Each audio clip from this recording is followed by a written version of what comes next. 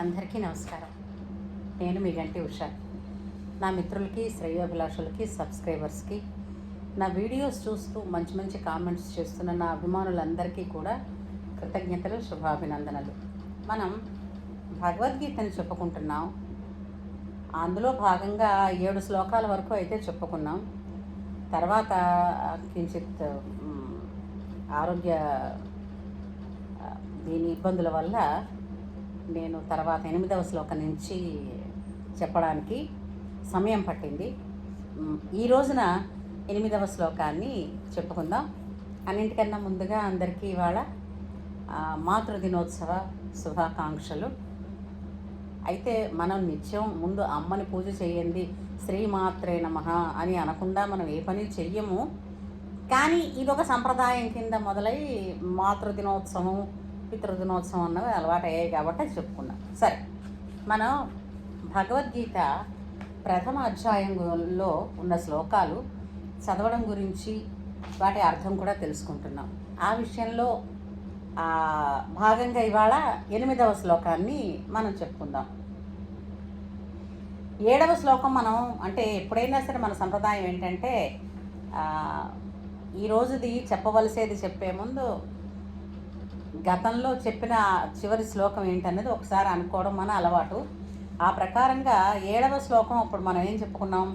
అస్మాకంత విశిష్ట ఏతాన్నిబోధ ద్విజోత్తమ నాయకా మమ సైన్యస్య సంజ్ఞార్థం తాన్ బ్రవీమితే.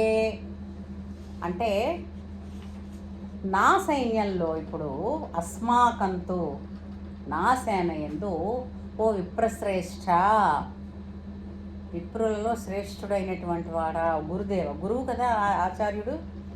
నా సేనావాహిని నడపడంలో ఇప్పుడు ఎవరెవరైతే గొప్పవారు ఉన్నారో, నిష్ణాతులైన వారు ఉన్నారో వారి గురించి నేను ఇప్పుడు మీకు చెప్తాను. అంటే ద్రోణుడికి తెలియదనా అని కాదు, మామూలుగా కూడా సహజంగా మనం అనుకుంటాం కదా, వాళ్ళ దగ్గర చూసారా వాళ్ళు ఉన్నారు, వీళ్ళు ఉన్నారు, ఎవరున్నారు ఈయన తెలియదండి, తెలుసు. కానీ అలా అనుకోవడం వలన ఒక విధమైనటువంటి ఎదుటి వాళ్ళ యందు మన దగ్గర లేకుండా గొప్పవాళ్ళు ఉన్నారు అని అంటే అదొక ఈర్ష ఉంటుంది. ప్రతిదానికి పోలిక చేసుకోవడం అనేటువంటిది ఒక చిన్న అలవాటు అయిపోయింది అందరికీ. ఆ విధంగానే అనమాట. ఏం చెప్తున్నాడు అందులో? అత్యంత ఈర్ష్యాపరుడు దుర్యోధనుడు.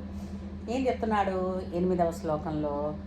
భవాన్ భీష్మశ్చ కర్ణశ్చ కృపశ్చ సమితింజయః అశ్వత్థామా వికర్ణశ్చ సౌమదత్తిస్తథైవ చ. శ్లోకం నేర్చుకోవాలి అని అంటే ఎక్కడెక్కడ నేను ఎలాగ నా శక్తి మేరకు నేను ఉచ్చరిస్తున్నాను అది చూడండి. భవాన్ భీష్మశ్చ కర్ణశ్చ. మనకి అణ అనే అక్షరం అన్నది పలకడం చాలా కాలమైంది, అందరూ మర్చిపోయారు. నా అనా బదులు నా పలికేస్తున్నారు, దానివల్ల పూర్తిగా అర్థం మారిపోతుంది. కర్ణశ్చ అంటే కర్ణుడు కూడా అని చెప్పడం. అదే కర్ణ అని రా కింద నా వత్తు వచ్చింది అని అంటే అది చెవి కిందకు వస్తుంది, అర్థం మారిపోలే. అలా భవాన్ భీష్మశ్చ కర్ణశ్చ కృపశ్చ సమితింజయః అశ్వత్థామ వికర్ణశ్చ సౌమదత్తిస్తథైవ చ. అంటే ఎవరెవరున్నారట? భీష్ముడు, కర్ణుడు, కృపుడు, తర్వాత సమితింజయుడు. అంటే వీళ్ళని ఏమంటారంటే భీష్ముడు, కర్ణుడు, కృపుడు, నీవు కూడా. అంటే ఎవరు నీవు అంటే ఇక్కడ ఎవరు? ద్రోణాచార్యుడు. అలాగే అశ్వత్థామ ఎవరు కొడుకు? ద్రోణాచార్యుడు కొడుకు. సోమదత్తుని కుమారుడైనటువంటి భూరిశ్రవుడు. వికర్ణుడు అనేవాడు దుర్యోధనుడికి తమ్ముడే. కృపాచార్యుడు, ద్రోణాచార్యుడు బావమరుదులు అవుతారు. ఆ విధంగా తన సేనలో ఎవరు ఉన్నారు, ఎవరెవరు యుద్ధ జయశీలురు అంటే జయాన్ని అలవాటుగా పొందినవారు ఎవరెవరు ఉన్నారు అన్న సంగతి చెప్తూ ఈ శ్లోకం చెప్పారనమాట. భవాన్ భీష్మశ్చ కర్ణశ్చ కృపశ్చ సమితింజయ. అంటే ఎల్లప్పుడూ యుద్ధమునందు విజయము కాంచేవాళ్ళు, వాళ్ళని సమితింజయులు అంటారు. అంటే ఎప్పుడు ఏ యుద్ధానికి వెళ్ళినా టేక్ ఇట్ గ్రాంటెడ్ వాడు గెలిచే వస్తారు అని. అలాగా భవాన్ భీష్మశ్చ కర్ణశ్చ కృపశ్చ సమితింజయ అశ్వత్థామా వికర్ణశ్చ సౌమదత్తి స్థదైవచ. అంచేత ఇందులో మనకి భావం ఏంటంటే తన దగ్గర ఉన్నటువంటి, తన సేనలో ఉన్నటువంటి, తన పక్షాన యుద్ధము చేసేటటువంటి, తన విజయం కొరకు యుద్ధం చేసేటటువంటి వాళ్ళు ఎవరెవరు ఉన్నారు అని దుర్యోధనుడు ద్రోణాచార్యుల వారి దగ్గర వర్లిస్తున్నాడు అనాలి. ఎందుకనంటే ద్రోణాచార్యుల వారికి తెలియదేమిటి యువతల పక్క ఎవరెవరు ఉన్నారో అదనమాట. అంచేత ఇవాళకి మనం 8 శ్లోకాలు చెప్పుకున్నాము. రేపు మరొక శ్లోకం చెప్పుకుందాం. ఆ శ్లోకం గురించినటువంటి పరిచయం ఇప్పుడు చేసుకుందాం.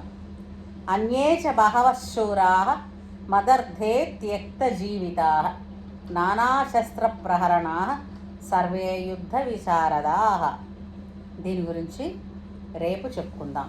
ఇప్పుడు ఇంతవరకు మనం 8 శ్లోకాలు చెప్పుకున్నాం కాబట్టి ఈ 8 శ్లోకాలని ఒక్కసారి వర్ణించుకుందాం.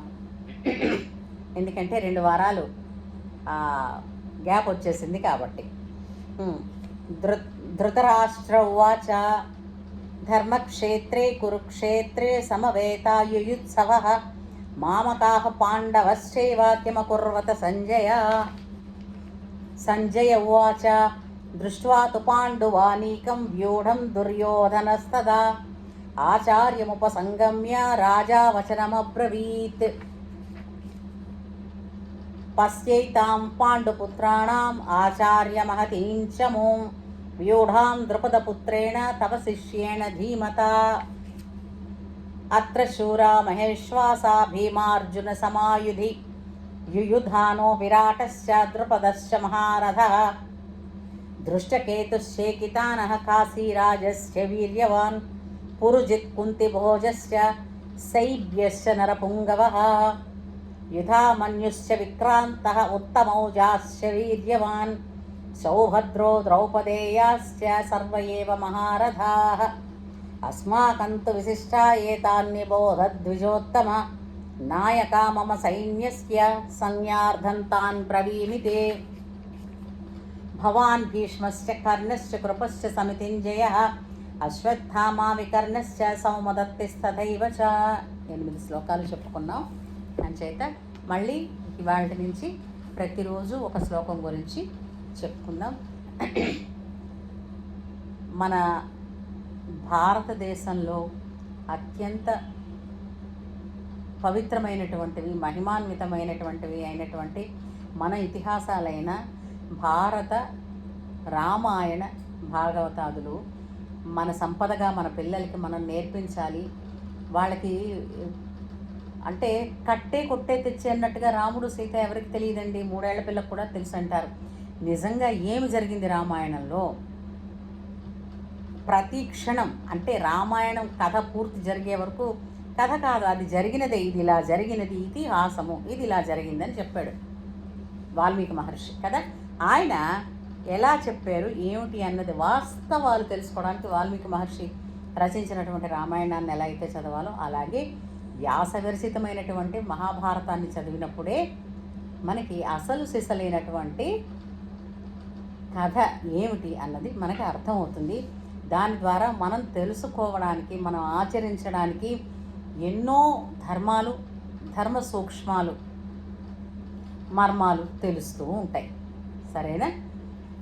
మీరు మీ పిల్లలకి నేర్పించండి. ఈ సంప్రదాయాన్నే ఒక సంపదగా మన ముందు భావితరాలకి మనం అందిద్దాం.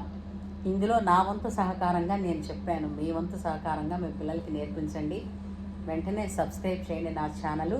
మీ పిల్లలకి నేర్పిస్తున్నామని ఒక్కసారి లైక్ చేసి కామెంట్ సెక్షన్లో చెప్పండి. సరేనా? ఉంటాను.